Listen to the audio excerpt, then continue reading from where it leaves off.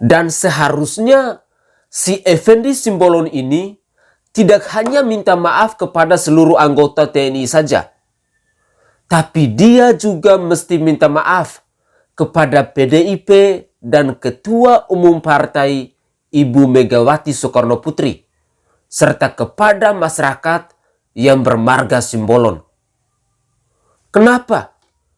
Karena secara tidak langsung ulahnya yang gak ada akhlak dan adab itu jelas turut merusak citra partai pemenang pemilu 2014 dan 2019 serta bikin malu marga Simbolon.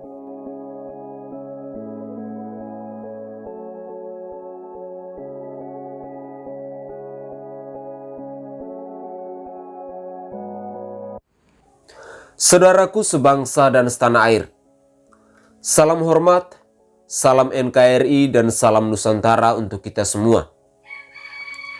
Dari dulu kita sudah diingatkan untuk selalu menjaga perilaku, sikap dan perkataan kita.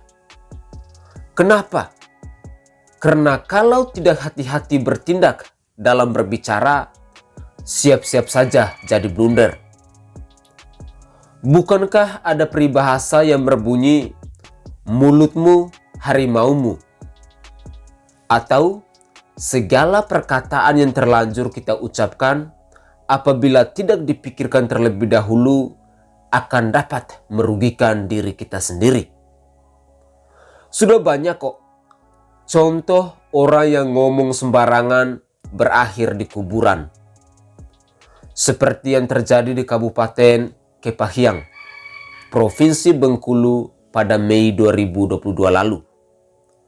Ada remaja yang hidupnya berakhir tragis pasca ditusuk oleh temannya sendiri pakai pisau tajam. Penyebabnya pun sepele, karena pelaku tersinggung dengan perkataan korban. Begitupun yang viral pada 2016 atau 2017 silam, yakni kasus Ahok. Ia sebenarnya dapat menang dengan mudah di Pilgub DKI 2017. Karena kepuasan masyarakat terhadap hasil kinerjanya cukup tinggi. Serta lawannya Anies Baswedan tidak punya prestasi apa-apa selain dipecat dari Mendikbud. Tapi hasilnya Anies Baswedan yang menang. Pertanyaannya, kenapa bisa begitu? Karena Ahok alias BTP alias Basuki Cahayapurnama menyinggung surat Al-Maidah dalam pidatonya. Memang ia tidak sama sekali berniat menghina agama Islam.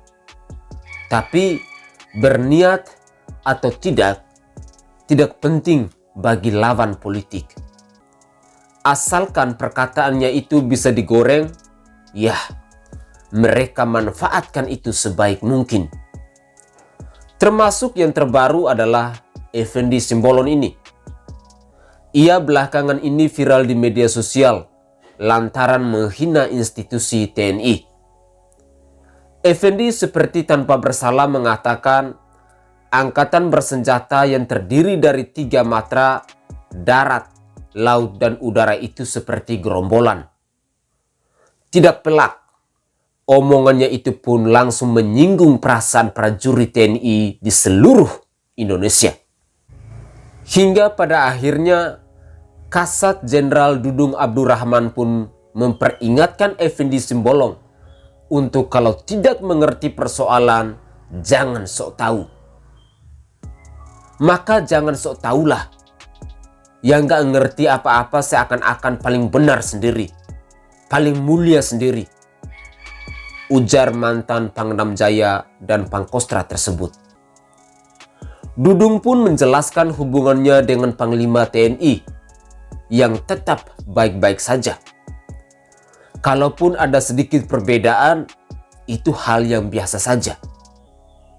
Terakhir, jenderal yang dibenci FPI itu memperingatkan Effendi Simbolon agar tidak asal bicara. Kalau tidak tahu, tidak paham tentang fakta dan bukti sebenarnya, jangan asal bicara. Ujarnya dengan nada tegas. Tidak menunggu waktu lama.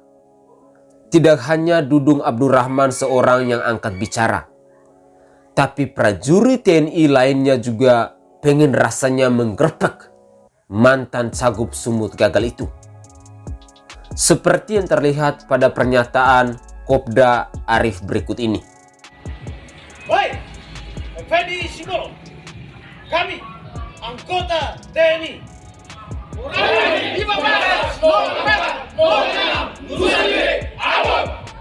tidak terima dengan perkataanmu yang mengatakan kalau TNI seperti gerombolan, terlebih seperti ormas.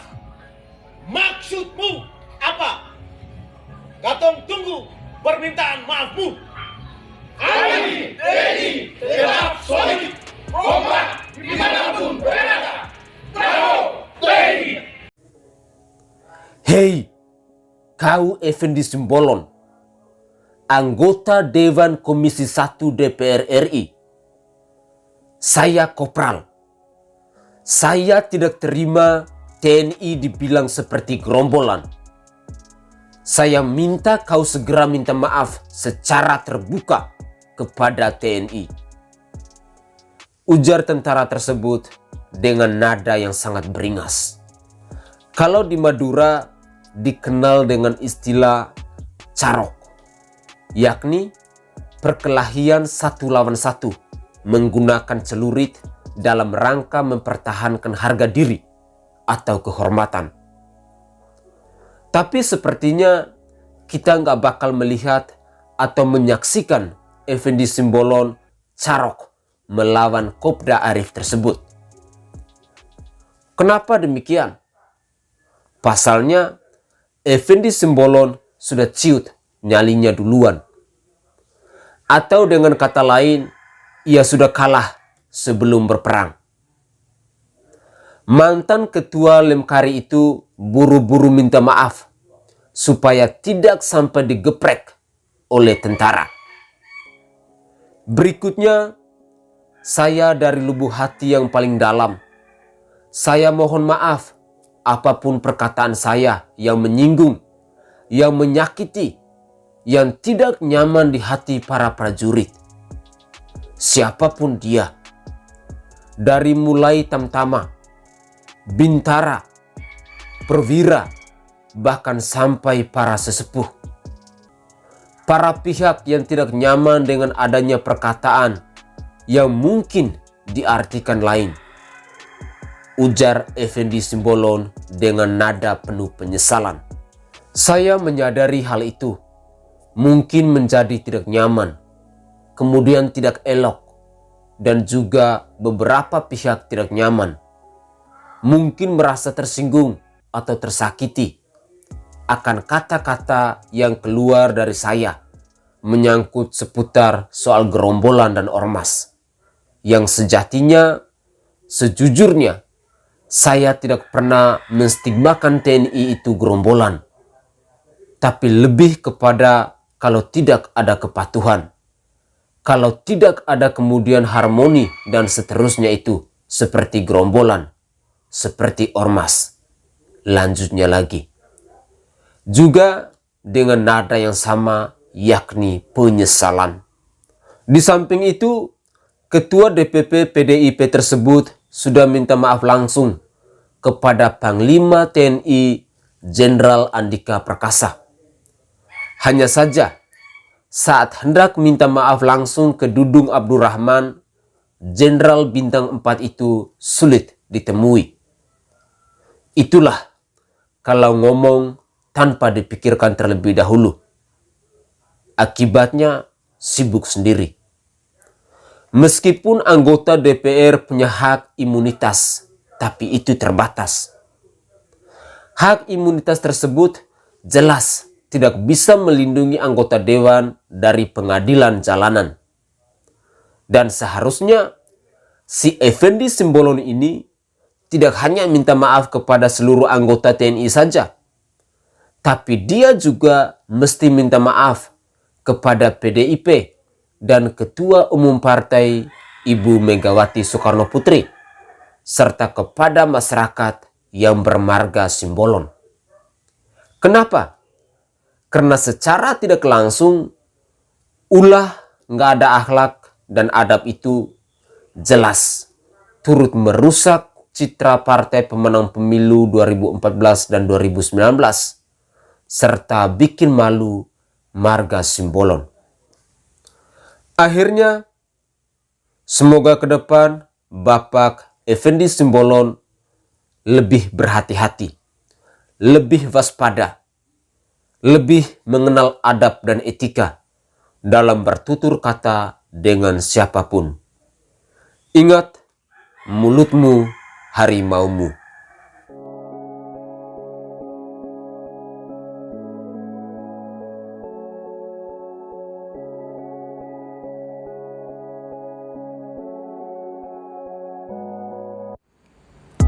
Minyak Prabu merupakan salah satu minyak herbal yang mengandung 81 rempah-rempah asli dan dibuat langsung di Pulau Bali dengan menjamin kebersihannya. Minyak Prabu dapat membantu dalam menyembuhkan segala macam jenis penyakit kulit dan juga bisa membantu dalam meredakan sakit perut saat haid, pegal-pegal, dan masih banyak lagi.